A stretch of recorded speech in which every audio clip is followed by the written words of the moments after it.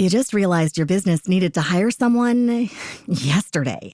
How can you find amazing candidates fast? Easy. Just use Indeed. Stop struggling to get your job post seen on other job sites. With Indeed sponsored jobs, your post jumps to the top of the page for your relevant candidates, so you can reach the people you want faster. According to Indeed data, sponsored jobs posted directly on Indeed have 45% more applications than non-sponsored jobs. Don't wait any longer. Speed up your hiring right now with Indeed. And listeners of this show will get a $75 sponsored job credit to get your jobs more visibility at Indeed.com/kidsandfamily. Just go to Indeed.com/kidsandfamily right now and support our show by saying you heard about Indeed on this podcast. Terms and conditions apply. Hiring? Indeed is all you need.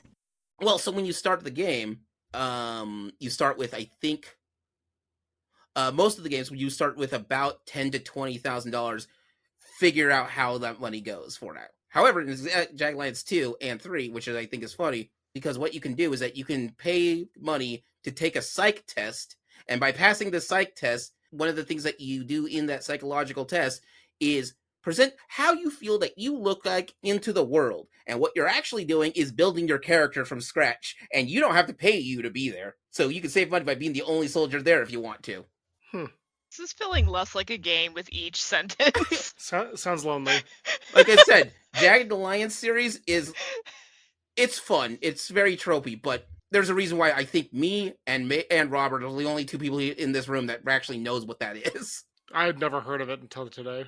Jagged Alliance is less of a game and more of an HR experience. No.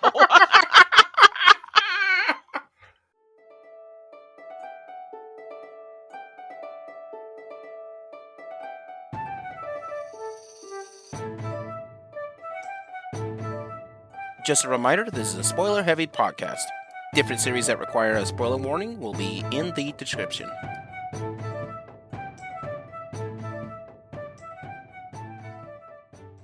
Hi, everybody, and welcome to another episode of Gaming Theater Podcast. Today's episode is a special episode that is all about exploring anti-grinding and RPG systems.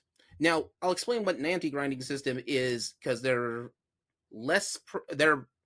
more prevalent earlier, but then also less prevalent. It'll make sense as we go. But let me explain how these systems work in a bit. Now, before we get started, I have some special guests with me who to help explore this topic. All right, and over to my right is going to be... Hi, everyone. I'm WG Ashwood, your fancy-focused charity host, and I've been power leveled to the max. To the max, you say? Damn. The maximum. I didn't come prepared. I think I'm still a level 2 druid.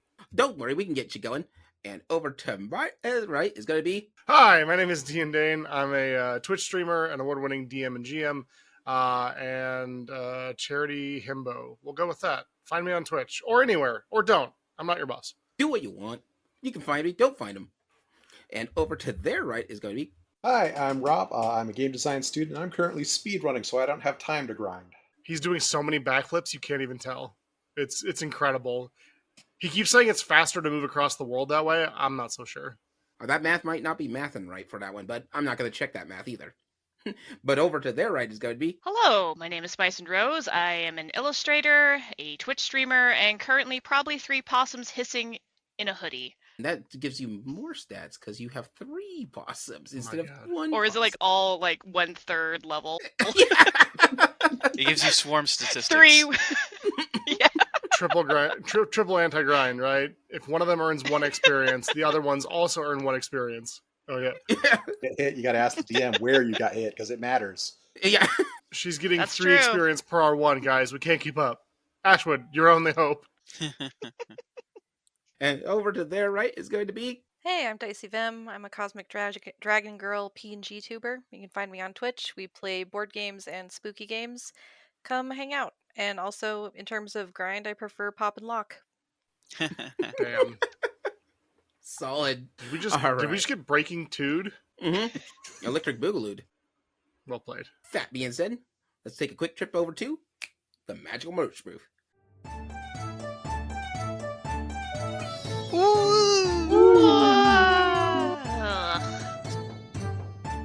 Here we are at the Magical Merch booth. Now, today's Magical Merch booth is going to be brought to you by our Patreons. Now, what I'm talking about is that we at GTP have a Patreon that we do some support and special events for it. Once a year, one of the big events that we have is that there is a game request. So if you have listened to the show and listened to some of our past episodes, we've had a breakdown and the influence of different video games. We've done one for Alan Wake. We've done one for Castlevania Symphony of Night. There's episodes that we have where we do breakdowns of a particular video game. You'll be surprised the giant list of games. So we'll take a look at any game out there that's even been built as far as back into the 70s all the way to the modern times, as long as we can have an angle to explore it. So if you are a Patreon or Patreon supporter, there'll be a vote set up for it and a list for which games that some of us here have suggested, but games that anybody can suggest for it. I have personally suggested Vigilante 8, and if you don't know what that is, it'll be a fun time, a fun disco-y time for that. Just check us out on Patreon, and we have our website link that will be in the description with this. And now, back to the show.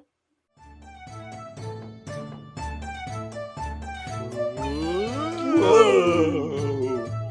Ciao. So, today's show is going to be all about anti-grinding systems. So to explain an anti-grind system, first we have to explain why grinding systems are around. So to explain that, for all of us here have played RPGs and various different tabletop RPGs, video game RPGs, so we know the basics. But for those who don't know, a grinding system is typically where a person can make a choice to gain small amounts of EXP over a large amount of time. So, for example, take this. If you fought a skeleton, and the skeleton drops 10 experience points, okay? That's around 10 experience points. At 100 experience points, you level up. Great. But now, we move on to the next level, which now you need 500 experience points. There's other monsters that you can fight that all give 25 or 50 experience points, but they are way more dangerous. But instead of fighting those monsters, I'm going to stick with these skeletons. Even though they're only going to drop like a tenth of the thing, I can beat these guys pretty easily. And so you will just grind. Just keep getting these experience points, keep fighting the same skeleton over and over and over again until you're like level 20, and then you go over against the boss. And at this point, you are 10 levels above the boss. He wasn't ready for this, and just one power level and take him down. And so grinding systems are there as sort of intricate math, but most people will avoid them on the basis of, or not avoid them, how do I put this? The idea behind a grinding is just an option for it. Different monsters will give different experience points, so other various monsters will drop more experience points, but they're a higher challenge. This is sort of avoiding that challenge to make yourself more powerful. It's neither good nor bad, it's just a way of playstyle for it. So take this with a grain of salt. It's not, oh man, you're doing this grinding thing. Because I bumped into some games where if you don't grind, you're not gonna make it. I guess bad example or a good example that's a bad thing. I started to try to play Phantasy Star 2. They don't tell you this. They don't label or have any distinction of where the borders of where easier enemies and harder enemies are. And so you can get taken down real quick before getting to the second town because, well, first monster I'm fighting, just a lowly skeleton. Cool, he's down. That was easy. Next monster I'm fighting, some giant dragon. Oh no, shouldn't be here right now. Generally speaking, a lot of those systems are designed as you shouldn't be here right now.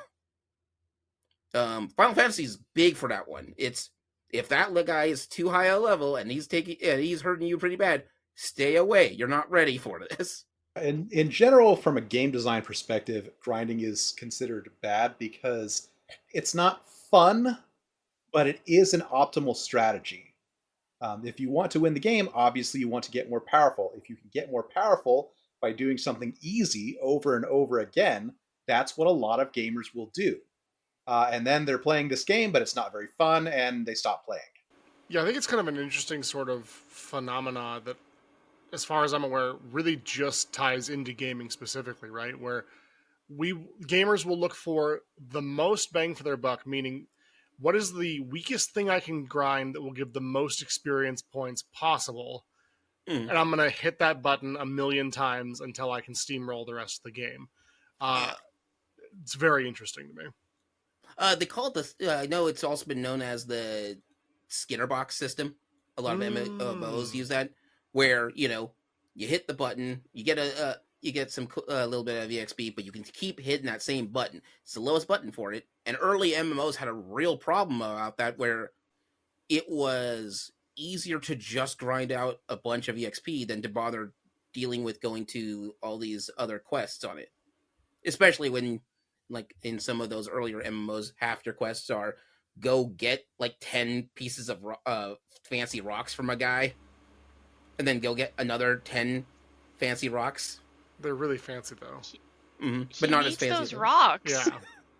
Why would you deny him good rocks? Because I've done this already, and he's asking for it 4 times in a row.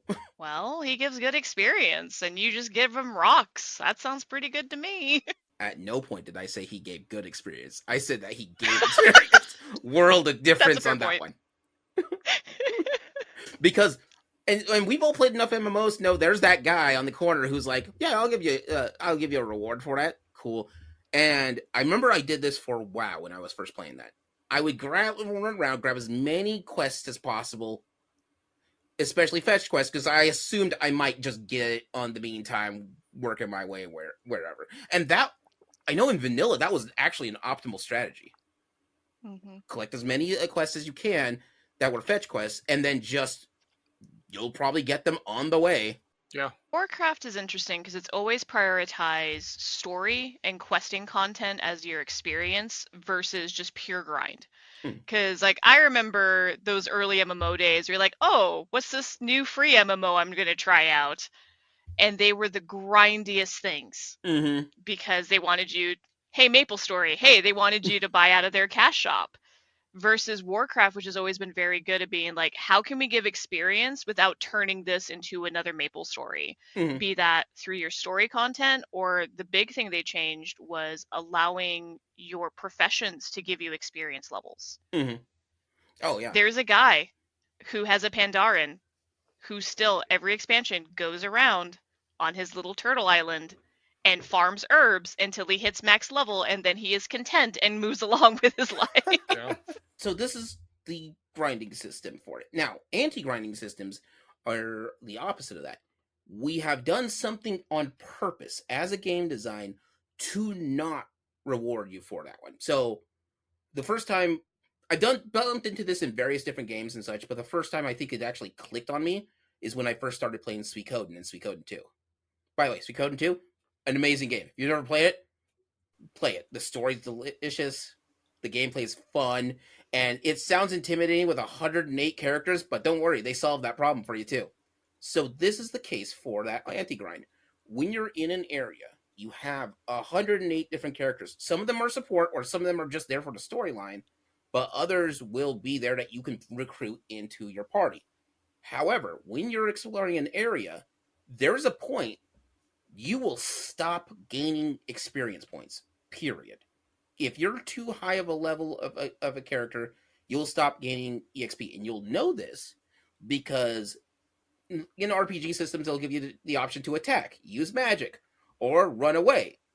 That run away sign will change to say, let them go, just leave. If you're too high of a level for that one, they don't even bother with that. And you just won't get any experience points, which makes sense because this is beneath you now. You become the monster. Yeah, Suikoden does this really well, I think. First, the anti-grind thing is simply that when you're in an area, if you stay there too long, you stop getting experience points, thus encouraging you to move on. But it also, with your lower level than the monsters in the area, you gain a lot more experience. Since Suikoden has 108 characters, approximately 80 of whom are playable, it's easy to then bring in 5 people with one high-powered person in your party, go to this area with high levels, have the one person deal with the monsters, everyone else levels up really quickly. So your grinding really only takes a few minutes. Mm-hmm. That's that system for it.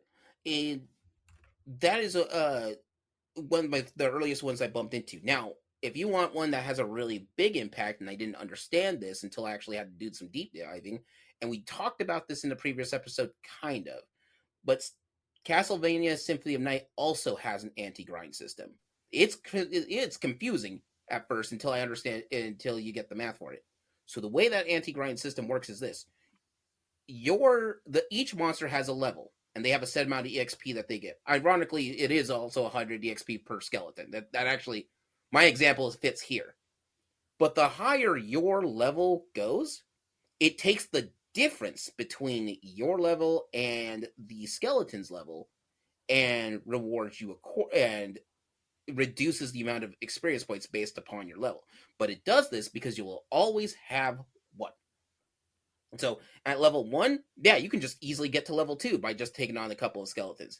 At level 2, no, you need to take on twice as much. At level 3, you probably won't even level at all. And it's to prevent you from, the idea behind that is to prevent you from just backtracking and grinding in an area and force you to explore the rest of the castle in Castlevania. So it encourages you to not stick around on that. However, if you want to raise the levels of any of your summons, they level up per kill. So every time you take on a monster and you defeat them, they get 1 EXP. And that's why you always get at least 1 EXP per, so the game registers that you're getting 1 EXP for your summons specifically.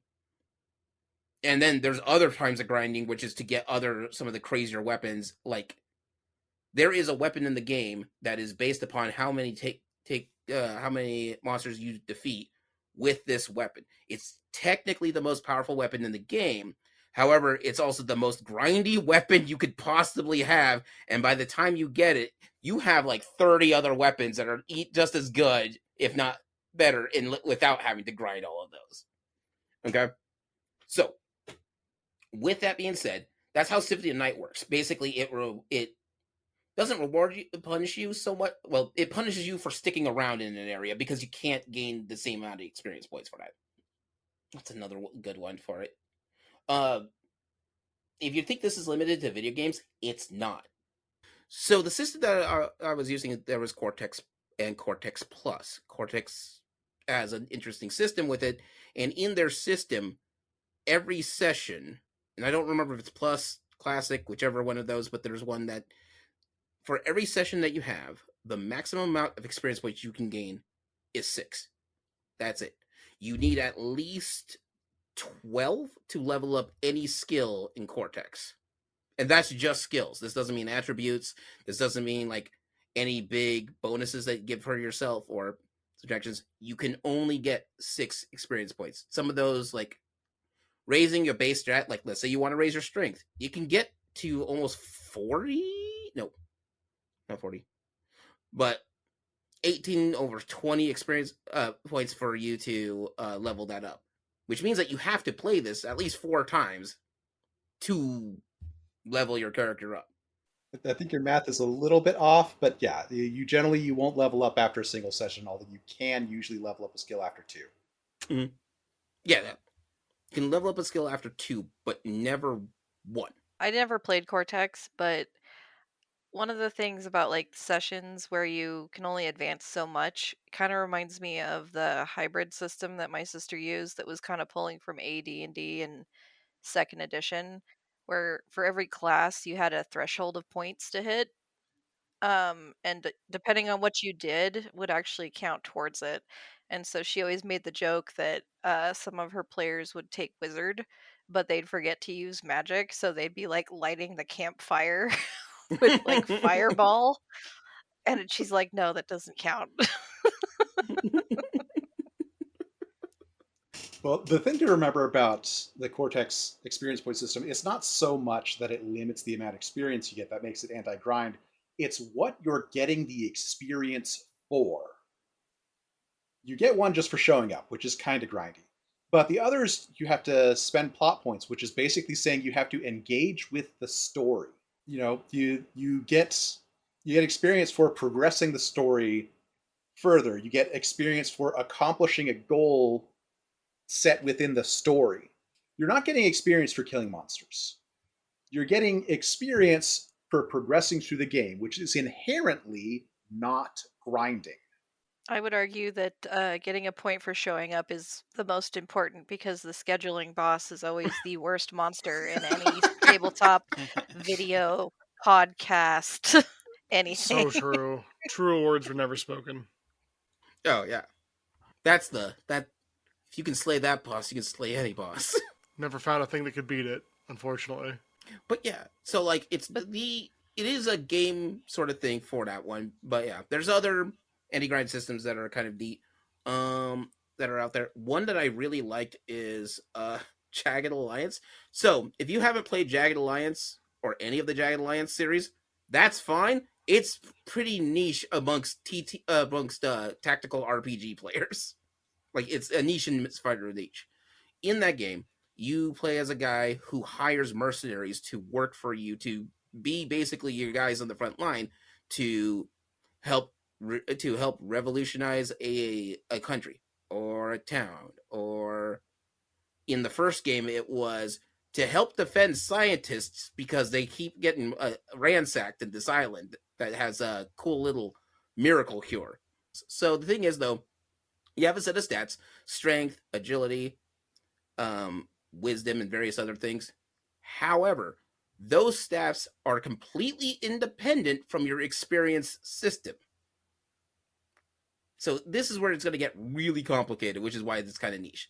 Say, for example, let's take Dane. Dane's our dude, right? Hey, Dane. Okay, Dane's our dude. All right, he wants to raise his strength level. To raise his strength level, first we have to put. This is how you would do it, especially in the older games. It's easier in 3, but not 2 and 1. First, I fill his backpack full of stuff. Make sure he's overweight of his stuff in his backpack. Hold it. It's the stuff. It's not you. It's a toolbox. Like 3 guns. All the team's ammo. Why do you have that? I'm over encumbered. Yeah, you're over encumbered. Thank you, Rob. At least someone here gets me. So I have to have you walk around with all this stuff, and eventually the game will say, you know what, you've done this a while. That strength's going up by 1. Yay. Another way to do that is to put half that stuff and make sure you get onto a rooftop. But unlike you have to do this Assassin's Creed style. You can't use the socially acceptable way of getting onto rooftops. That's ladders. They don't count that. You have to go up and do a pull up and get yourself up there. Uses ladders anyway. The poor. Couldn't be me. But that raises your stats. The thing is that keeping you over encumbered and traveling around this entire island at some point will raise your constitution, and that's how you get, or one point will raise your health. Now, why that's important is because unlike other RPG systems, if you lose health, you actually will roll worse than any of your other stats. So your stats are at peak performance only when you're at peak health. And that is it. Now, there's a thing that adjusts that, which is your EXP, the amount of time that you've spent as going from place to place in this game. So as a level 1 Dane, you can do things okay. At level 2 Dane, you get, if I need you to shoot that guy, your accuracy is a little bit better now. But if your aim stat is still terrible, it's still terrible. But you got a shot in the dark. I can't wait to get to level 2 Dane. That guy sounds awesome. So here's the caveat. Unless I'm playing as my own character, which I have to pay for good money for, every other character, unless they have a very specific ruling in the storyline of the game, you have to pay them a salary every 2 weeks. And that's assuming I hired you for 2 weeks. If I only hired you for like 4 days, I got to keep your salary going for 4 days. And then you'll ask, hey, can I pay more for this salary again? If not, I'm leaving. And then gets up and he leaves. And the second time you hire him, now he's going to ask for more money because he's a level 2 Dane instead of level 1 Dane. Well, yeah, I know what I'm worth. Yeah. Isn't the career grind also a grind, though? I'm talking about games because I'm not going to get into that existential. But you're talking about climbing the job ladder. It's tough in the guild. Yeah, It's tough in the guild. To be That's fair, when my boss doesn't pay me after 4 days, I do typically go to them and complain as well. So Yeah, fair enough. Yeah. So the thing is that you can hire up. There is funny because one of the characters that you can in Jagged Alliance 2, there's a character. His name is Mike. By the way, it's like Cher, one word. His name is Mike. That's it. However, okay. he has almost max stats at the beginning of the game for like everything. I think only one stat is meh, which is by meh I mean the stats go from 0 to 99, and he's 99 on everything except for one, which he's only 75. Oh, trash. By the way, his 75 skill is in mechanics. There's only one guy in the entire game that can fix things better than that guy can, and he's a super mechanic nerd. But yeah, the funniest thing is that, but he costs $10,000 a day. He's worth every penny. Who do you think he is, Yojimbo? Gotta know your worth. Well, so when you start the game, you start with, I think, most of the games, when you start with about $10,000 to $20,000, figure out how that money goes for now. However, in Jagged Alliance 2 and 3, which I think is funny, because what you can do is that you can pay money to take a psych test, and by passing the psych test, one of the things that you do in that psychological test is present how you feel that you look like into the world. And what you're actually doing is building your character from scratch, and you don't have to pay you to be there. So you can save money by being the only soldier there if you want to.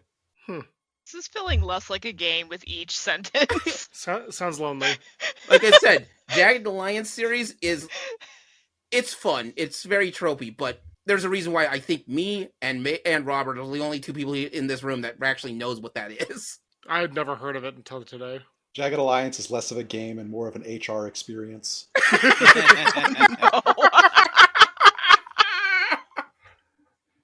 So it's like a mysterious cryptid that helps no one? Yeah. Except for themselves. If you currently work in HR, please let us know in the comments if you had to pass Jagged Alliance 1, 2, or 3 in order to obtain your licensing and degree. Yeah. Should be required. But yeah, it's a fun. This is why if this is one of those games, like if anybody's like, I want to play this game, I'll give it a shot. I say go with the newest one because it's the least complicated out of all the other ones. Least being an operative term. Yeah. Sometimes they don't get it right. Kind of bringing us back on topic, though, like Jagged Alliance's anti-grind system is more that if you grind your mercs that you're hiring and make them better, they'll cost more. So that actually discourages you from grinding them. Makes sense. That just encourages you to keep hiring.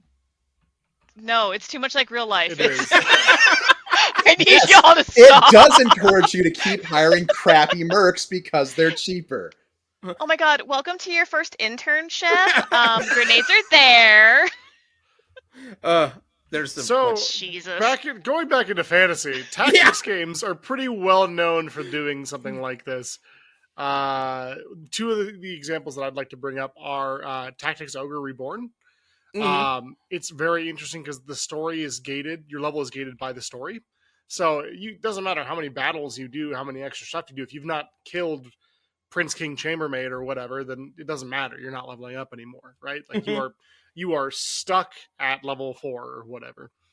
Triangle Strategy is kind of similar as well, where like in that game you have a recommended level for each level that you do, each stage that you kind of commit your army to. Mm-hmm. If you're below that level, you get a lot more experience. If you are at level, you get kind of the normal amount of experience. And then if you're like super high level for that stage, the experience is, downshifted dramatically. Mm-hmm. So I think that's kind of an interesting way to avoid having to grind, right? Obviously, you are still doing battles, you are still leveling up. There is a grind element to it, but I found those grinding systems to be kind of interesting. Oh yeah, a good anti-grinding system should not feel. How do I put it? Should not feel bad if it's implemented. It should just feel like it's part of the game. It's just part of what you're dealing with. XCOM 2 hasn't, and XCOM the remake, not the original. The original's confusing, but the XCOM 2, the remake actually had off the remake is got an anti-grind system on there as willpower, and what it is that every time you do combat with one of your soldiers, they take a hit. unless they are waiting inside the barracks for a couple of days so they can recover from the mental stress. So the idea is the mental stress of what they're doing. So the thing is that encourages you to do two things. One, since psychic damage is a thing in that, you want to try to deal with those problems as fast as you can. And two, it makes it so that way you don't bring every soldier. It's a bad strategy to power level one soldier because you may not have that soldier to be able to use later when you need them. Case in point, you get like, I think 1 or 2 experience for your soldier if they just show up, and then they get extra experience points if they've gotten so many after they get extra experience points for taking down an enemy, but also for just participating in this fight. So everybody will level up eventually, but the more they fight, the more willpower that's going to suck down on them. Unlike other war games, you want to value the people that you hire because you've put time and energy and money into them, and you want to make sure that their mental health is good. Yeah. Waves and waves of my own men. Some of you may die. But I'll be okay. True. An interesting one that I wanted to bring up because I wrote it down because I wanted to is in Dead Rising 1 and 2, and I think 3 does this too, 4 gets wonky. Anyway, in the Dead Rising games, you have so much experience points that are called prestige points that you can earn. But the way you earn them is what changes how that you can, is kind of a risk reward system. You can go fight a zombie. They give you 1 prestige point if you take down a zombie. But anybody who's played Dead Rising knows there's like 1,000 zombies on the screen. You'll get there when you get there. You get more prestige points because you're playing Frank West, who's a photographer. So you can take a picture of, and whenever you're taking a photo, the cooler the photo, the more prestige points that you get. But they get less and less if you take the same photo over and over again. So you want to find cool and unique photos. Or you can fight bosses, which also gives a certain amount of experience points. Also, doing certain achievements will give experience points. But the thing that gives you the most experience points possible is saving people. It's also the hardest thing to do in the game is to save people because they don't listen when I say go over there because there's an army of zombies behind us. It's just like real life. He's covered wars, you know. I really valued the Dead Rising system of progression because as someone who personally hates grinding, it was like murder on my senses to be able to like just chop through zombies. As fun as it is to build an interesting weapon and just mow them down, there's only so many times you can see guts and gore fly across the screen before you go, have I leveled up yet? Oh, I'm not even close. So it was the value of going through and being like, okay, save people, defeat psychos, take pictures. All of those had to be unique experiences, and I think that really pushed my enjoyment of the game. Yeah. Well, Ashwood, that's tracks with what you said earlier on. Oh, sorry, I'm maybe transitioning. Rob, go ahead. Because bear in mind, that doesn't necessarily prevent the game from being grindy. You know, having a diverse way to get experience points. Because it is easier to kill a zombie than it is to set up an awesome photo or to kill a psychopath. What prevents this from being grindy is that there's a time limit. You only have, I think it's 72 minutes in the first game or something like that. It's 72. It's 72 hours and whatever that translates to in real time. It's roughly about 5 minutes for every 2 minutes. So it's roughly about, you have, I think, 25 hours to beat the game. Okay. So you've got 25 hours to beat the game. Now, it's not about how can you get the most experience with the easiest effort. Now it's how can I get the most amount of experience in the shortest amount of time. And so that's what encourages you to try those more difficult but higher rewarding ways to get experience. That's why you go after those cool pictures. That's why you go after, the psychopaths and the bosses. Plus, psychopaths and people that you rescue, they're also time sensitive. If you don't get them, they'll go away. If you don't save the people, they die and you don't get that experience. If you don't take care of the boss, I actually don't know what happens most of the time. I think they get killed too, but they're not there forever. If you don't take care of a boss, you can limit yourself. So in Dead Rising 1, you have the bosses that you have to fight through the story. If you don't take care of them, you can't progress the story, and the story just ends. And that's how you determine your ending, is how far you can get in Frank's story for this. However, if you go after these bosses in those times, there is like Adam the Clown. If you take on Adam the Clown and you defeat him, not only do you save a person, you get a shortcut because the guy he's holding hostage is one of the employees that works there, and he knows a secret entrance to get from this side of the mall back to to a bathroom in another side of the mall. So without that, you have to, every time you're trying to traverse, you're going to have to take the long way around, and this gives you a shortcut. Plus, he gives you one of Adam's chainsaws will always respawn there, which is a chainsaw that's small enough that it can be juggled, so you can keep it in your pocket. Where if you have the big chainsaw, it does more damage, but you can't keep it. You have to use it, and then it'll break at some point. Is that a chainsaw in your pocket, or are you just happy to see me? But no, yeah, those are two things that do feel that are anti-grinding. Ashwood's point, yes, doing other stuff that will reward you better just feels better. So it doesn't, because taking on 1,000 zombies, yeah, it gets old after a while. Well, I know a lot of us have played Dungeons & Dragons 5th Edition. Ashwood, you brought it up before the recording started, but milestone leveling, I think, is a very interesting idea, and it's something that a lot of people have done for a long time, right? But in the Dungeons & Dragons sphere, it was often, at least in earlier editions, you show up, you kill monsters, you get this amount of EXP per monster killed. There's no diminishing returns, so if you wanted to grind zombies and your DM would allow it, you could do so, right?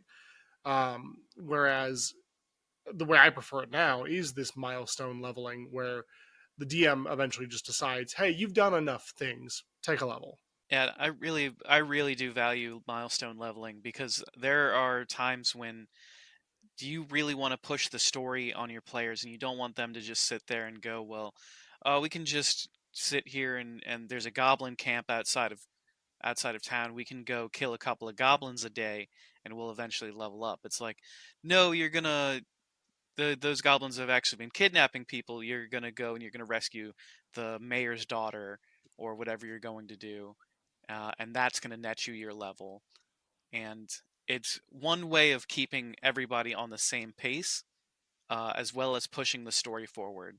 Because there were times in the olden days when you would have someone who, like, oh, I can't make it to the table as much, so I've got to take care of my kids, or I've got work or something. And so they weren't making the experience calls. So they would be like level 3, and the rest of the party is level 5. And the DM has to sort of account for that. And with Milestone, you're like, no, everybody's level 5. Oh yeah, milestone system is very fun for that one. I definitely prefer it for those reasons. Absolutely, it's so much easier just to be like, everyone's level 5, as Ashwood said. Now again, if grinding is your thing, that's fine. I know for a fact that sometimes it's nice to see numbers just climb up on a scale of it. Well, and I mean, because grinding isn't necessarily bad. I mean, in general, we don't like it. But I mean, the truth is, one of the ways to engage players in game design is by letting them shut off their brains and do something repetitive. Yeah, we're not here to shame your grind. No. We're just here to tell you there are other ways. Yeah, and there's other ways and other systems how they use that, and sometimes, because if you're doing the grind for it, not always is that a fun thing, especially if you need to make sure that you have enough characters and everybody to actually grind up to this. You're repeating the same task over and over and over again, and how fun is that gonna be? So for some people, yeah, it's a glorious time. I need all my characters to be at level 10. I'll just go back and get Bob, Joe, and Greg, and we'll go back and do this fight over and over again. But for me, it just sometimes you just for some games, I'm like, I am tired of having to do this dungeon 14 times in a row. Let's just go on. Yeah. I think, as a gamer, gaming system or grinding systems can be fun, right? And the fact that you see the number go up, you level up, you are able to mark a growth that you didn't have before, right? So, when I played Elden Ring, there was a famous grinding spot that I went and, just churned levels to make sure that I had as much vigor as humanly possible. For whatever reason, I wanted to see the bar go across the screen. That was my goal for that game. So I naturally had to grind. And once your levels start costing you, 1 million plus souls, yeah, it that would be hard to get without grinding. That being said, I do find it kind of interesting that grinding systems and anti-grinding systems can be kind of contentious in the gaming community, right?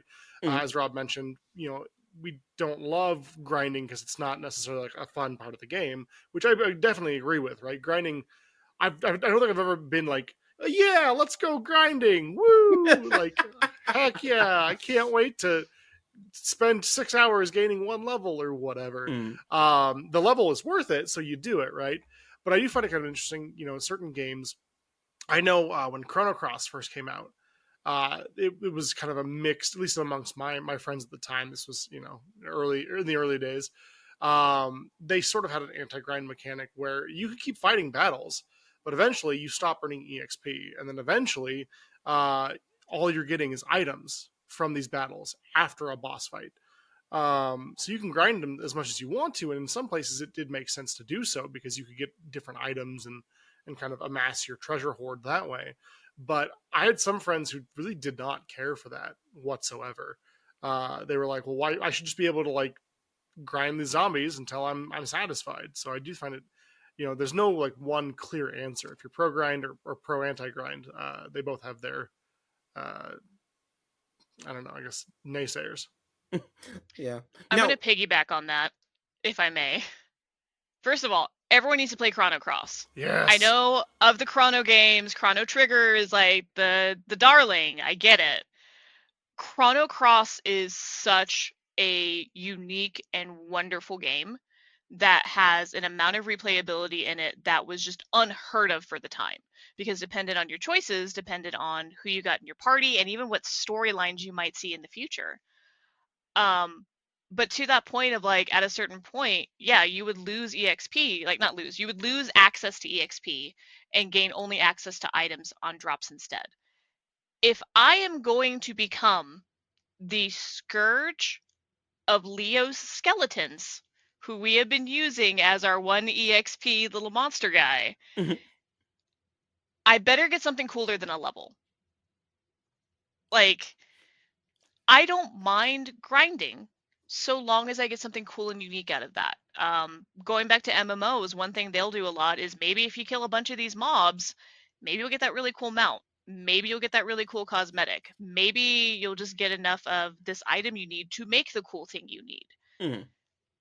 Grinding has to be cooler than just leveling. Yeah. If you want an example for that, Monster Hunter series built its thing on, you get the cooler gear, but you're gonna have to fight the same monster a couple of times over and over again for it. Yep. Which can get annoying if you're not doing well against that monster. I've learned that the hard way. Oof. Or you miss it, like in WoW, yeah. and there's like the special spawn, and like everyone kills it in 2 seconds, and then you're like, well, Yeah. I gotta wait an hour. So true. Or you get that rare spawn of a rare spawn that might drop your special boy. Never seeing that mount. Never seeing that one. It's just not going to come up. No, I have a life to live. So, like, yeah, no, Chrono Cross I've heard is a really... It's an interesting thing because you're basically... One of your rewards for playing it the way you're playing it is, here's your storyline on it. Now, keep in mind, we're talking about grinding systems. Some people... Sometimes this is not the same as a level lock system, although sometimes level lock systems might be anti-grinding. Case in point, I'm at the tail end of Baldur's Gate 3, okay? And the thing is that there was a point of like, I've got 1,000 quests.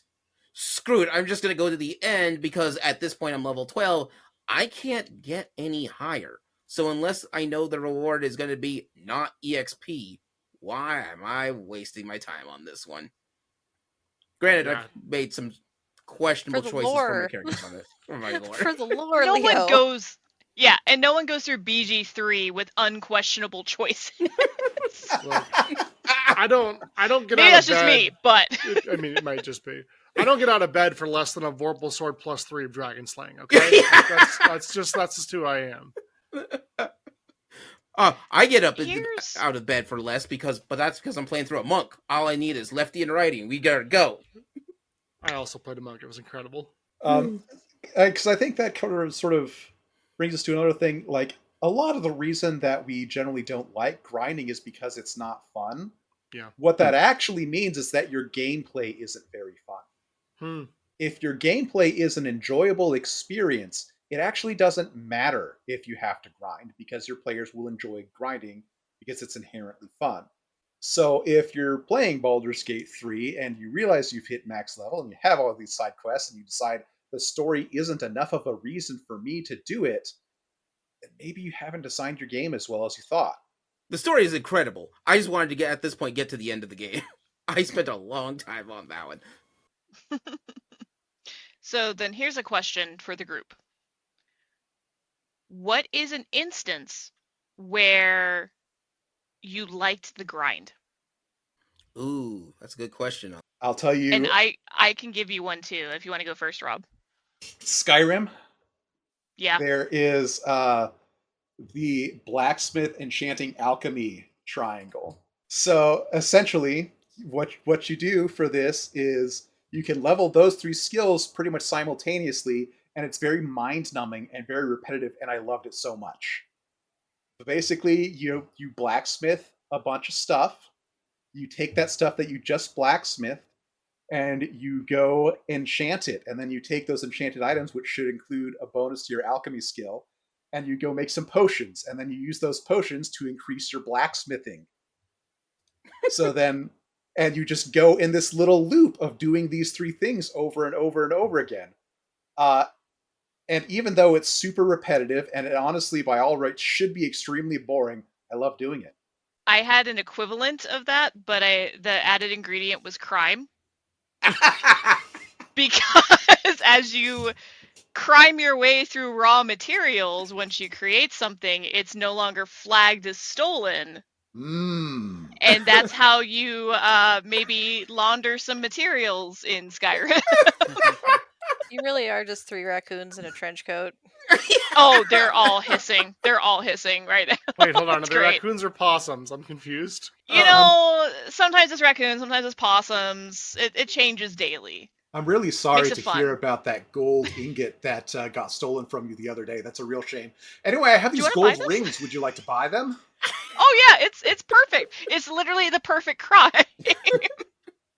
And you get so much gold from it. No, the one I was going to bring up was going to be Fire Emblem Awakening.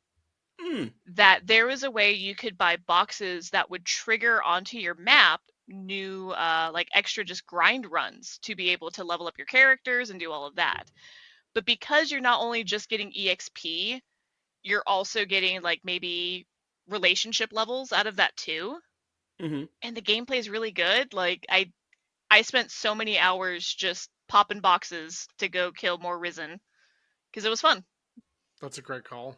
Vampire Survivors. The whole game is a grind. That's the point. But it's the what will drop. What is the random things I can get that makes it fun for me? Because I'm like, what combination of stuff? I still haven't unlocked stuff. Let's see what combinations of things I can get. Any of the like Vampire Survivors likes, absolutely, right? Where like you go through one run and you've got missiles and laser beams and like all sorts of crazy stuff, and then the next time you're shooting fireballs or whatever. It does scratch a very interesting itch. I absolutely agree. I'll put it on record. I've never liked the grind. If you make me do something 2 times, I'll hate you for it. If you make me do it 3+ times, I'm going to check out emotionally. But there was one time where I kind of used that a system to sort of avoid the grind, which was in Fallout 4. They had a special mechanic where the lower you bought into your luck stat. If you bought into your luck stat, but you kept your intelligence very low, you were dumb but lucky, and so you could They call power that Idiot level. Savant? Idiot Savant, yes. you could power level by keeping your intelligence as low as possible. But you would just go through and you would randomly get these major experience dings. It would just be like, oh, I killed a muskrat. That's 2 levels. That sounds amazing. I love that. It's ridiculous. And every time you could call it a grind, but it was one way that I was choosing to sort of circumvent the regular way of going through it. And every time that little ding went off, it was That's incredible. It did something in my monkey brain. And honestly, it's slightly off topic, but that is a really good way to make grinding more palatable. Is to give random rewards, and it's not enough just to give the random reward. You need to let your players know, and you need to make a goofy sound effect, make a funny picture, make something that tickles your fancy just for a tiny little bit. Kind of similar to what Ashwood said. I do find it interesting. Persona 5 Royale has something kind of like that, where if you level up a certain character named Ryuji enough, he's got like an anti-grind built in. Like he makes grinding easier, right? So it's obviously still a little bit of a grind, but it is a little bit different in the fact that it allows you to sort of grind less because he's in the party, which I do find kind of interesting. I think for me, and this is going to surprise no one, grinding limit breaks in Final Fantasy VII. Mm-hmm. I don't know what it is, but like, oh, I got cross slash now. No, now it's time for Omni Slash. Here's Braver that I start with. There's just something about like I need it. I need Aerith's limit break. I know what happens. I know it's not gonna end well, but I need it. She's gonna yeah. It's fine. It's fine. She's gonna go out on top. I need it. You don't understand. I would argue that anybody that enjoys farming sims just loves the grind, because that's all it is grind. Like, why are you attacking me? Because it's true. Why are you out here like, I got the sniper rifle that's lined up? Dicey's out here being like, it happened to me, and it'll happen to you. This is a Twilight Zone episode, actually. Dicey, would you include like Yakuza in that? Like the mini games? Oh With the yeah, menu. anything where there's like civ building or relationship building or any of that where it gives you unlocks, absolutely. Like, you are literally just grinding because you want to have like, the completionist of like, I have the perfect farm, or I have unlocked the entirety of this hostess bar because I've got to see that last cutscene, or I got to get to the penultimate casino mode. For Oh my look, case, I've it's been always stabbed. fishing. I hate fishing in every video game Okay, I've ever played. Fishing players. I like Okay. fishing in Stardew Valley. Certain games, I'm so down to fish. I have one friend that it doesn't matter what the game is. They're fishing. They are the fishing person, to the point that in multiplayer, you hand them the fishing pole and they go. And shout out to all the fishing players. We need you, but I could never. There's something so cozy about it. In some games. In some games. Yeah, I don't Not like all all. fishing, but Stardew Valley, I like that system, especially as you get the rod better. It makes the bar easier, so it's less of a pain. Then you can start to see the fish silhouette, all that. It's not quite as fun as gathering all of the animals and having one of every kind, but like with aquarium, it kind of lets you petify it a little bit. But yeah, no. If we're doing a multiplayer, I will try to hand the fishing responsibilities to somebody else. I'm not for me. You want me to go into the creepy forest in the middle of the night? Sure. Here's your fishing rod. I am staying away from that fishing spot. In my early college days, I spent, months of real game time, real lifetime, trying to fish up a specific turtle mount, which I never got. But I mean, there's something so nice about like putting on a podcast or putting on a TV show or your favorite CD and just kind of zoning out. We've talked about it before. Like grinding can be maybe not fun. That's not quite the right word, I don't think, but it can be enjoyable because you're just like, Bobber goes in, Bobber comes out. Bobber goes in, Bobber comes out, and you just kind of like chill. I don't know. Yeah. It's relaxing in its own way, even if it's not fun. Well, yeah. Shove So It kelp like, in is your monkey mouth. brain gaming. Yeah. I mean, What? I missed that. I was like, shove kelp in your mouth, pretend you're fine, keep fishing until dusk. Yeah, pass out. Paid Joja Wake- Mart $400 million. Wake up, fish some more, sell to Willie, go back and fish.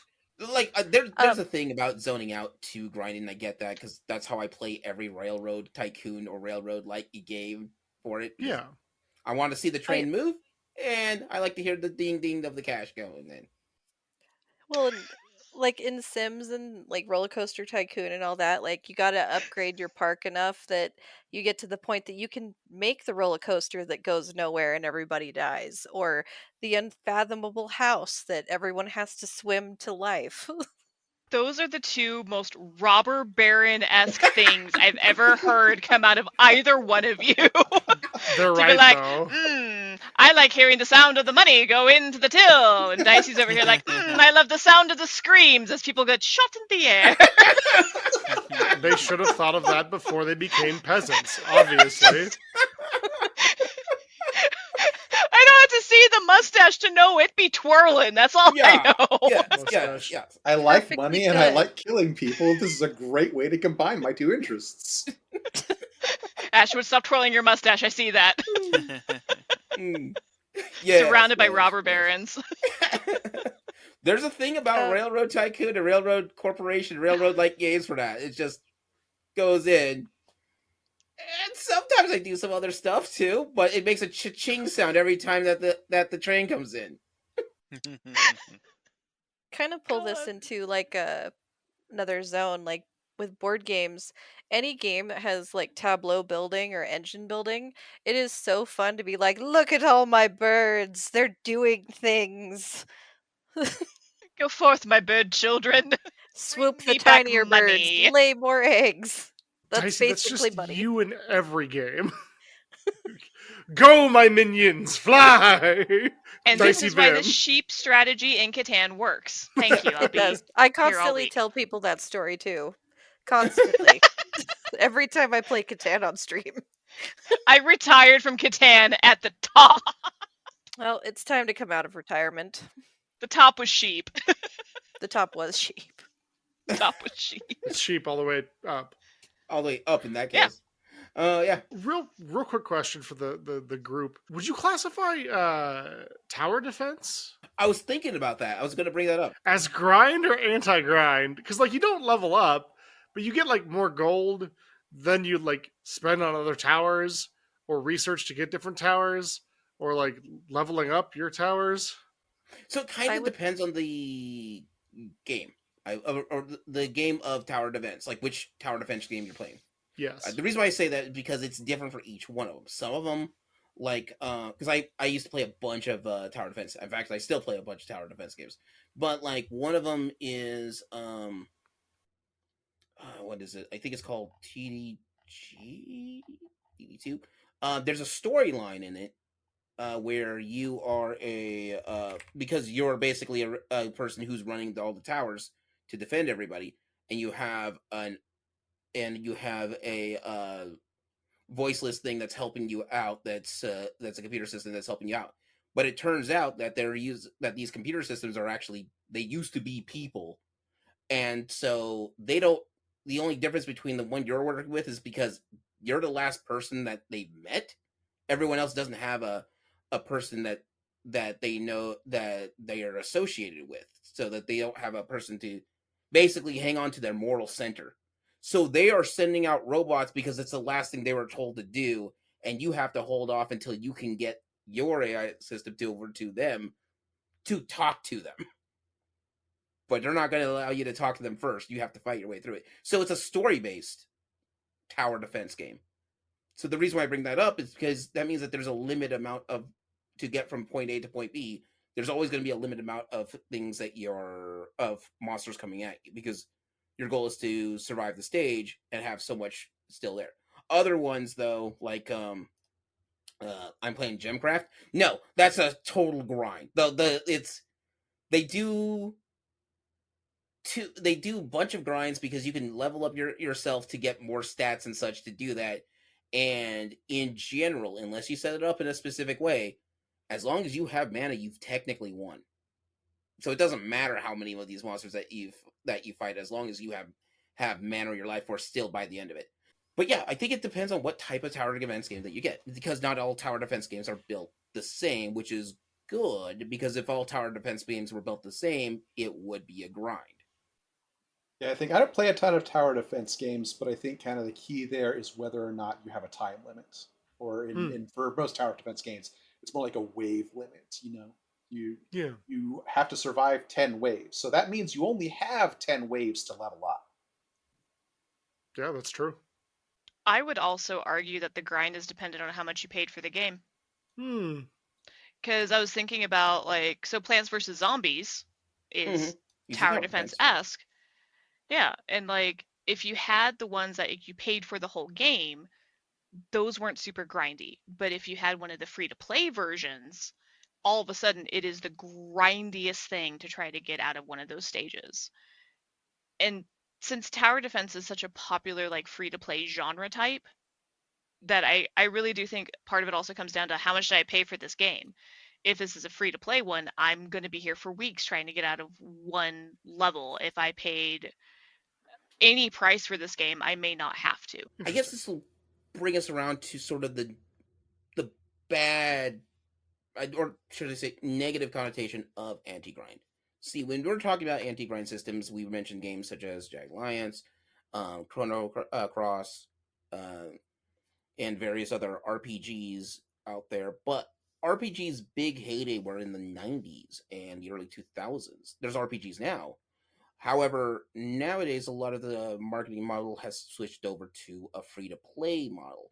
But a lot of those free-to-play models are also pro-grindy. The way to get anti-grindy is to pay to get the advancements for that. Or to pay to unlock certain things on there. Or, in some cases, they get grindy because they have multiple ways to get things. So, an example, Star Trek Online, when I was first getting around to playing that back in the day, they allowed you to mine dilithium. If you mine dilithium, you can use that to trade in as a currency to get stuff that you would normally pay for instead of which are more advanced gear or more advanced weapons or even more advanced ships. However, you could also still play through the rest of the game for it without needing them, unless you're getting to the higher level stuff where you kind of need that or better strategies or such. And they have energy credits that you can trade in to do that. Oh, so we have two currencies. And then if you want special costumes and things, they are tied in with what is it? Liquid gold, latinum. So they're tied in with latinum, which is a third currency. But to get to that third currency, you have to go to certain spaces and actually gamble that away in a casino, because the only place you can do that is like DS9 and a couple casino places. So if you want the cool stuff and you want to do it for free, first you got to go mine some stuff. Then you have to go get some laser things, play the regular game just to get the ships to get to the levels to unlock that stuff. And then you can go over to the casino where you might be able to pay for that stuff, but you also have to gamble away to get more of it. Too many currencies in games. We should do a currency bloat episode. Yeah, you guys should. There's a lot of it. Yeah. From a designer's perspective, especially when you're talking about a free-to-play game, there's really two reasons to do that. Because remember, when you have a free-to-play game, you make your money when people voluntarily pay to speed things up. So really, that's like the first reason to have grinding in your free-to-play game, is to make it seem more appealing to just pay to advance. Is it really worth 10 hours of my time to get this reward, or is it worth me spending $5? The other reason is because if they can get you to play longer to get that cool reward that you're after, that means more players are playing the game. More players that are playing attracts even more players who might be more willing to spend than you are. Yeah. So now they can say, oh yeah, we've got 5 million players playing our game, you know, and even though like 4 million of them are bots or something like that, that are just grinding, they The can attention say that, economy. and that implies this must be a really good game. You should hop in. And now that you've topped in, hey, $5 and you can go get along faster. It's interesting because I think we're finally at a point where we're seeing game developers create systems and free to play models that don't do that as much anymore. Like infold games. So you have Infinity Nikki and you have Love in Deep Space, where you have your currencies, you have your grind mechanics, you have your gotcha mechanic. None of them impact your gameplay itself. I am scared to download Love in Deep Space, so I am hearing this from friends who have the 60 gigs to play it with on their mobile devices. But from what I've heard, like everything you get out of a gotcha from Love in Deep Space is just like a nice little extra. It doesn't actually affect your gameplay. It's not like you're getting like a special character that can do better. I play Infinity Nikki, and the currency you could pay for mostly just gives you extra gotcha draws for a pretty dress that might give you like a cool little something extra, but nothing that actually affects your gameplay. So I think we might start seeing more of those, like almost like an anti-grind in the free-to-play models. Whereas like, yeah, before, like if you lived through Lineage 2 or MapleStory or Ragnarok Online, you remember that if you wanted that little 5% EXP, well, $5 doesn't seem like much, does it? So I'm interested to see from a development standpoint if we do kind of start pulling out more of that free-to-play grind mechanic. It's kind of a weird, and I've read articles about this before and subscribed to different game talks on this, but essentially it's kind of your catch-22 to make a game that that has if you want to do a game that's pay, you don't want to ever do pay to win if you can avoid it, because that's no fun to anybody else.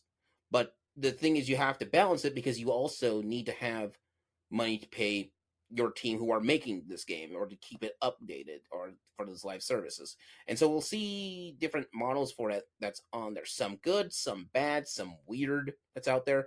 And we'll move off this topic in a bit, just because that's a whole different can of worms on that one. Some good, like if there's a good one on that, I like Helldivers system for that. Almost everything can still be unlocked with their regular badges in Helldivers 2, but hidden in various different worlds is super credits, which is actually the cash that you would normally have. You can pay the $10 to just have it there, or go to a couple of worlds and just try to find it yourself. But almost every single one of their packs that you can unlock is the same price. It is exactly $10 with 1,000 super credits. So because it's the same linear down the road, you pick and choose whichever one that you want. You don't have to like grind like 30,000 of these because you want this one that costs more. Almost everything in Helldivers is the same price, unless you're doing one of these really special ones. But if you're doing the special one, you're only getting the one thing, the one item. So it's cheaper to, if you've got the time, just buy the whole pack and then work for it. But that's Helldivers 2 system, which I think is a smart balance on that. Or another one is so Marvel Rivals also has they're implementing weird ways to try to get stuff that you could normally pay for, but you can get other unlocks that are not reliant into the cash flow for it. So if you have unless you're getting one of their special packs, which is they tell you that up front, this is the pack for the season. This is not everything that you can unlock for it. I got the twerking Venom skin because I decided to work for that. And man, did I work it. Venom 2. Speaking of grinding. Yeah. I will say this is oh, go ahead, Ashwood. I was just going to ask Dane how the grind for the Power Ranger skin in Fortnite was going. It's going. I'm close. I'm 3 pages away from getting green, and then white's right after that. So I've Yay, been putting Battle seasonals. passes. I've been putting in Yay. my hours. I will. This is not grinding or anti-grinding necessarily, but to Dicey's point, to Ashwood's point about seasonals, I do think that Marvel Rivals does have kind of an interesting way about it in that if you buy a battle pass, right, you have access to that battle pass in perpetuity, right? So if you don't finish it if you buy season 4 and you're on season 8 now, you can go back and you could finish the season 4 battle pass in whatever time frame you would like to, which is a little bit different than we see in a lot of these other games. So maybe to Spice's point, maybe things are kind of shifting. Also, I just want to say, if the one thing I've learned from here is that if you run out of energy in your mobile game, we have to blame Rob. That's just what I've learned. So. I can do that. Rob, prepare to take the blame on this one. Rob, And I'm blame. so confused. give me more energy. I need Rob to hack every single game to give us what we need in our free games. You're the game designer, right? You're the game development boy. Yeah. Clearly, I have access to every game company, and Yeah. Yeah. Your dad is Mr. Game Development. We all know this. my dad works at Nintendo. Oh, sick. Can I get a Switch 3? If you've been good. A DS2? So I think anti-grind systems are very interesting in that one of the weirder ones is a grind lock system. So if you've played, because I think it's the same system for both, Final Fantasy VIII and Final Fantasy Tactics use a similar system for themselves, where the EXP, your character's level, is tied to every regular monster in the game. But it's not tied to certain key monsters in the game. It is the weird case for that one, because you need to grind to have enough levels to deal with certain bosses, but not every boss will deal that, and that boss stays at that level. But I didn't get very far in Final Fantasy VIII because I literally grinded every spell. Cure 1, pull. Cure 1, pull. And we are doing this, and this is happening. Nothing is grindier than the draw system of Magic in FF8. Which is funny because they have an anti-grind system with your cash flow. You take a quiz, and every so often they just give you a deposit. Triple triad, grind or no? I need the cards. I need That them. wasn't the question. I need That them. wasn't. Gwent. Doesn't Gwent matter can't whether grind or no. Yeah, I need the cards. Gwent is a lifestyle. So is Triple Triad. Triple Triad walked so Gwent could run. And I stand by that. And they actually just made Gwent a physical game too. They did. Do I have to go beat up my friends to get their cards? I mean, mean, how else are you you going to get have the full to, but- experience? Did that No, make no, I no, just no. want to know, did that make it over into the physical experience? I think it's like Pogs. Someone never got beat up for their Pokemon cards, and it really shows. I did not, no. I was a big kid. I don't know if that's good or bad right now. I mean, I never got beaten up, so... Yeah. I got into fights, but I never got beaten up. We'll just put it that way. Oh, I was just gonna say, so kind of with some of this, like the gatekeeping on level where you basically earn less for doing it. Yeah. One of the things that came to mind when you brought up this topic for the podcast for me was Shadows of Mordor. So in that game, it's tower defense, which is hilarious, basically, but it's you attacking the tower and then defending the tower you took. But what I think is an interesting part of it is if you fail, enemies level up, so they become more unattainable. So I thought it was an interesting kind of flip on the anti-grind system, because if you think about it, grinding is safe, right? It's predictable.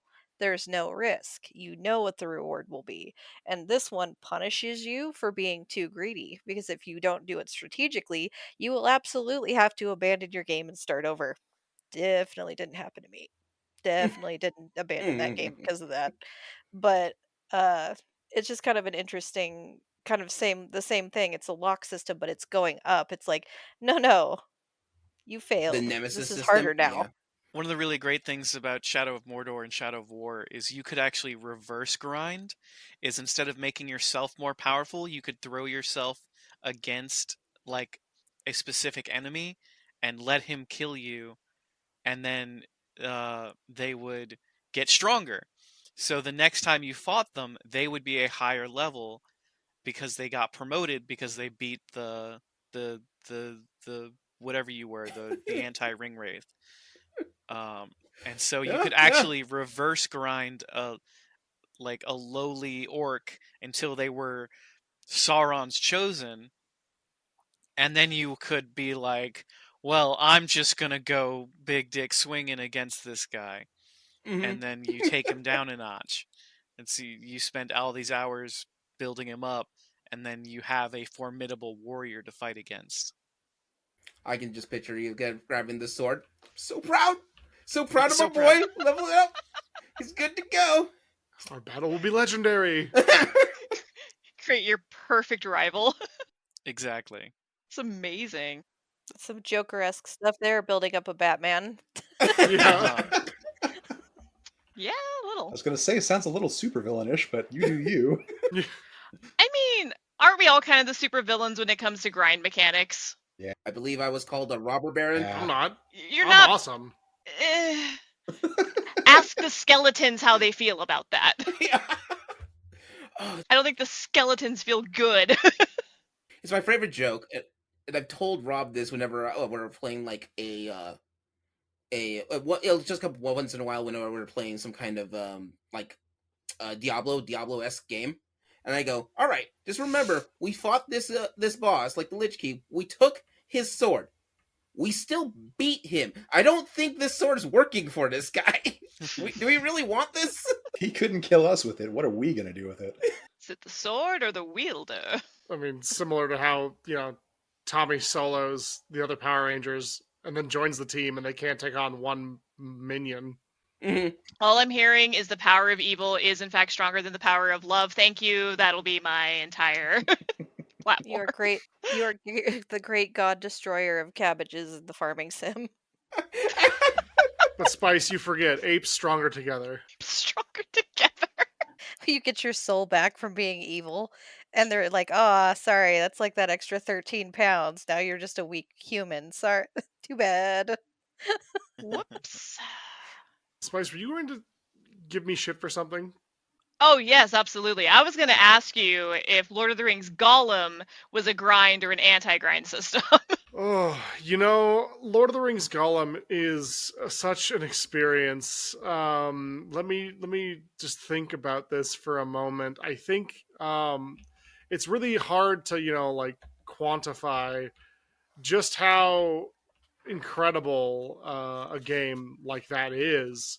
I will say that there's not much leveling in there. Not any leveling at all, actually. You do go from level to level, and the game feels like a grind from start to finish. But, feeling like the grind and having a grind are two different things. Although, yes. similar. Are they? Yeah, that's kind of the point we're making with this episode, isn't it? Is it the grind of the level of the game or the grind of the soul? Let's see. So I will say the game felt like a grind start to finish. I will say it wasn't fun, to Rob's point about grinding. I will say the developers seem to have an outward hatred of their player base just from minute one. Yeah, no, pretty grindy, I would say. Yeah, not much of an anti. You had to play the same levels over and over again. Yeah, you did. That's Mhm. true. That's kind of like the Lego games. You have to play the levels 1,000 times because they all have like little sub areas with the other characters. But at least those are Especially about the optimized. achievements. Depends on the Yeah. Lego game. Yeah, but the compared to Lego games Gollum, Okay, anything's optimized compared. there's all these really satisfying noises when you pick up Legos. It's like the best noise ever in a That's video game is true. the Lego pickup sound. the like So- click, Yeah. real good, real tasty. I think I want to stop it with one other anti-grind system that I forgot I enjoy and hate at the same time. Did you guys ever play State of Decay or State of Decay 2? Yes, it was fun. Yeah, I think so. Okay, so it has an anti-grind system, but not in the way it normally you would think. It also has a cool leveling system. So its leveling system is based and designed off of your usage. Okay, so the more often that if you are fighting zombies left and right, because it's a zombie fight game, if you keep fighting them with melee weapons, you will level up your skill with melee weapons because you keep fighting them with melee weapons. But the longer you stay out, at some point, because you haven't rested your character, you will lose your energy, the maximum amount of energy or health. No, max amount of energy if you've stayed out too long. Max amount of health for every time that health bar goes to 0, but you manage to keep yourself going. Now, that's a cool leveling system. Here's the anti-grind for it. In order to get supplies like medical supplies, especially ammo, you have to go into the town and raid buildings and hope to search and find them. And they're limited. Once you especially in State of K1, once you have gotten that stuff, it does not respawn. So you cannot keep farming these buildings. In fact, a smart thing to do, if you know that this is happening, is to farm the hardest places to get to first, so it's easier to get your stuff later if you need it. And so, like, that's the kind of their anti-grind system.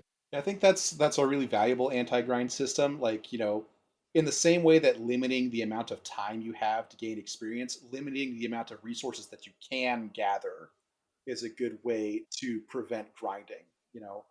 If they're I can grind all these monsters to level up slowly and they're easy, but I can only do that if there's a limitless number of spawning monsters. If there's only 20 monsters in this dungeon, then I can only kill 20 monsters, and then I have to move on to another part of the game. Mm-hmm. Like, I got that when I was getting to the tail end of State of Decay 1. I was about to get to the end. Like, now I'm going to explore the town a little bit more and get some stuck gear that I didn't have before.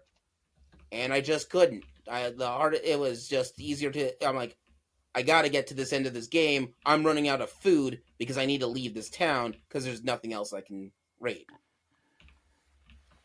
And that is a rough time. And it's not the only one to do that. There's another zombie game called Dead State, and that's their system for it.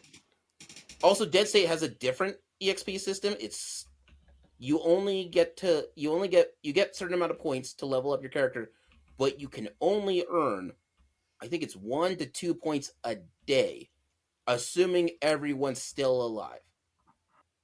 And you can only control the EXP, the leveling system, for your character.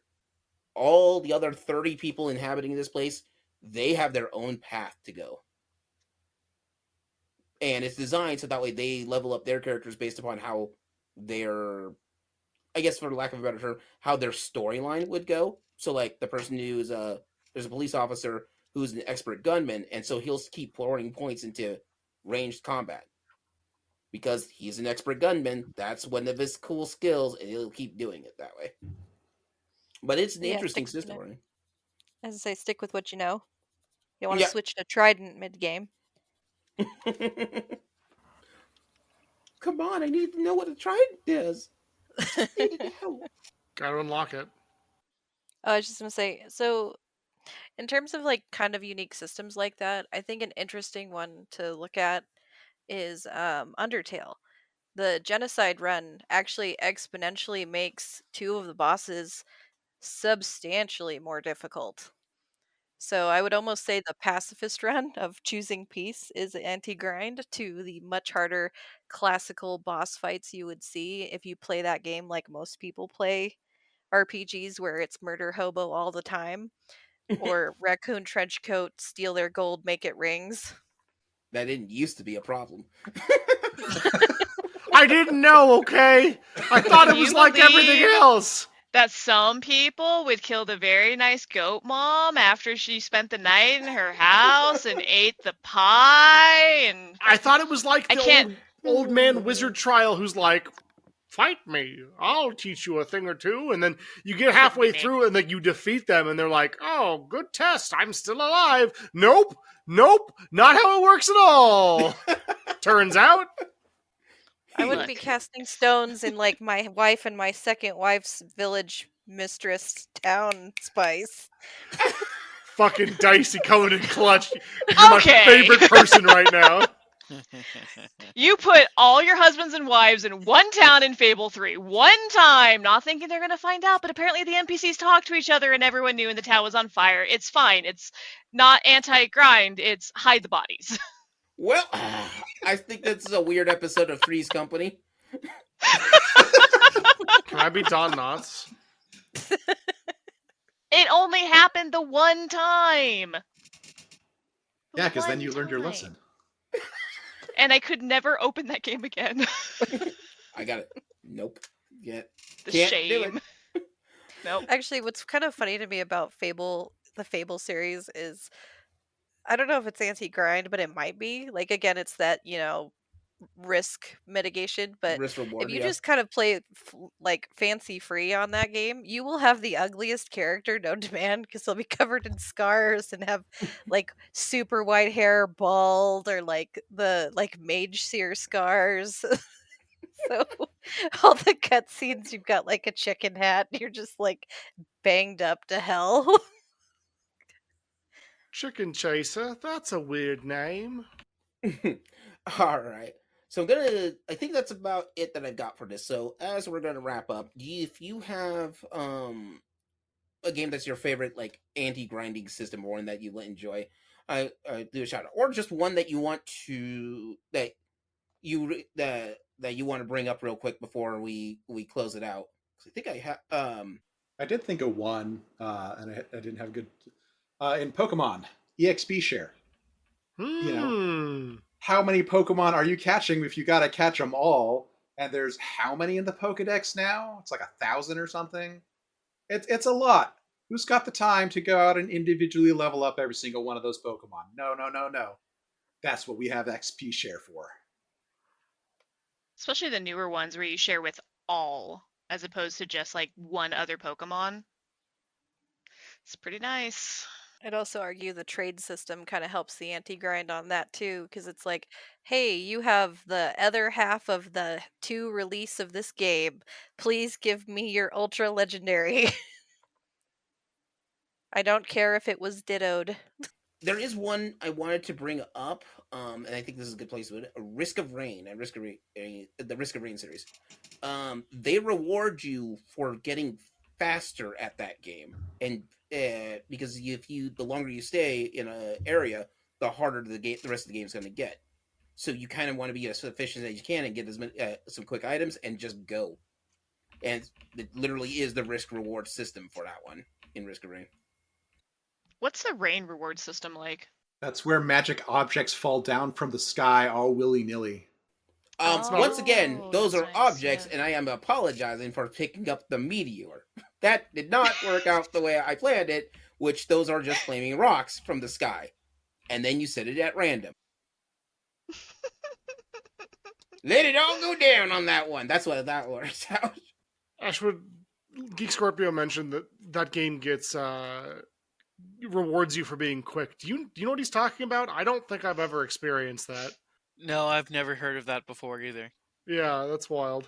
Okay, I guess it's just me who decided Yeah, to... I mean, look, if I'm not doing like a 2-hour run of Risk of Rain, what is my life? So, fun fact, Risk of Rain 2, that's how you get the powerful Patreon Collider. You actually have to rush every stage. I don't understand. What do you mean? Yep. So You'll you take never like, see that you item. will never... you take like 20 minutes a stage? Is that what you mean? I actually do think we should be faster in our Risk of Rains runs, and I bring it up constantly and am ignored. He does bring it up constantly, and I ignore him every time. I'm also talking about him like he's not here, so that's cool. That's cool. This is less a podcast and more an intervention. No, Yeah, it's- you can't make me faster. I refuse. I need So to Ashwood's find trying- all the treasure. It's Ashwood's turned trying into to be roast each anti-grind. other. We save that for a special occasion. True. I do love Risk of Rain too. Burnt though. or It's a extra great game. crispy.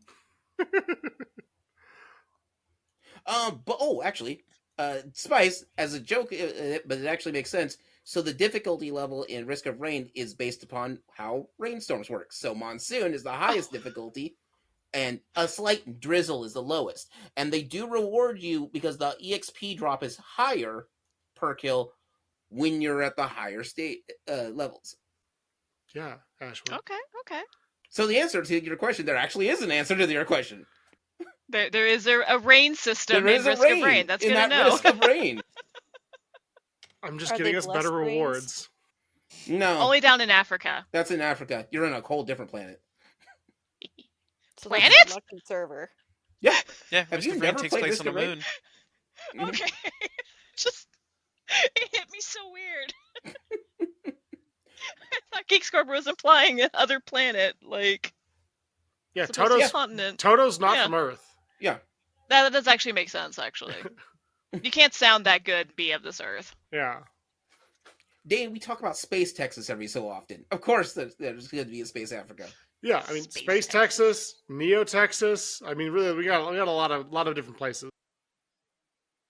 In terms of favorite systems, or I guess I would say I like any game that lets you do New Game Plus, because those usually have multiple endings. And so, like Persona 5, New Game Plus, I pick my person that I spent the most time with, and I don't have to do that again. Yes. I That's would the also anti-grind part of it. Yes, I would also say any game that flags when you're about to diverge paths so you can save and then save again on a different file. And that would be Yes. like Fire Emblem Three Houses, because I ran I forget what it is now, but I was the red team, and the red team Black has the Eagles. most Black sub Eagles. things of any of them. And so it was actually really helpful and also terrifying when it's like, hey, you're about to make irreparable choices in this game. Save twice. You might want to save here. Yeah, I love that. Yeah. Fire Emblem Academia had a great New Game Plus system too. Like, it made that game so nice. I feel like I bring this game up a lot, but I'm going to do it again. Contact for the DS. That game had several different like anti-grind parts to it. So like the way you leveled up your defense is if you got hit a little bit more often. But there's also like other mechanics, like if you're wearing the chef's outfit, you can raise up your levels to get better buffs from your cooking or the other outfits you would get and unlock. So like there isn't really just one like leveling system. It's all these like chipsets you get or outfits you get on top of kind of having that it's not really a roguelite, but like some roguelites have the system where the more you use something, the more you kind of get a point in it. And it's just a great little quirky DS game that more people need to play. Agreed. That is a cool system, though. And there's other games out there that have a similar system, but not one of them to that extent. It sounds like It's the closest equivalent I could think of would be Sword and Mana, where you had like the ring system that sort of allowed you to level the two characters together. But this is just as one character, or no, even better, Golden Sun with the Jin. So the Jin in Golden Sun kind of level you up more than actual base levels do. Mm-hmm. And the more you use a Jin, the stronger they become. So Contact is like this blending of these little like microcosms of different game systems, because it was written by a guy who like wanted to break RPG stereotypes, who had worked in game systems for a long time.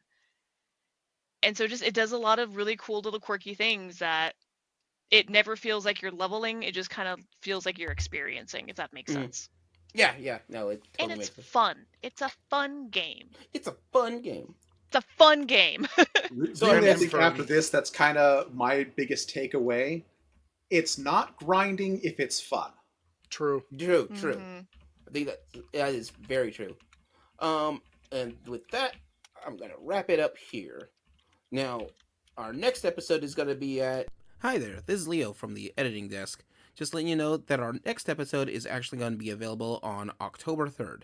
And now, back to the show. And with that being said, this is Gaming Theater Podcast, logging out. Bye, everybody! Bye. Bye.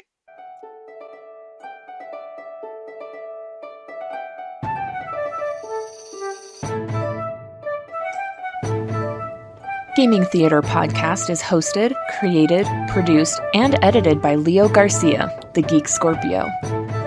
Our music is A Drinking Game. Stock media provided by Stormwave Audio /Pond5. Our cover art is by Adam Parker. You can find him at ParkerGFX on Twitter. If you want to send us some money to help with these episodes, you can do so at patreon.com/gamingtheaterpresents. Want to send support that doesn't hit your wallet?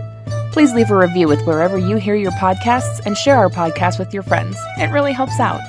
Thank you for listening.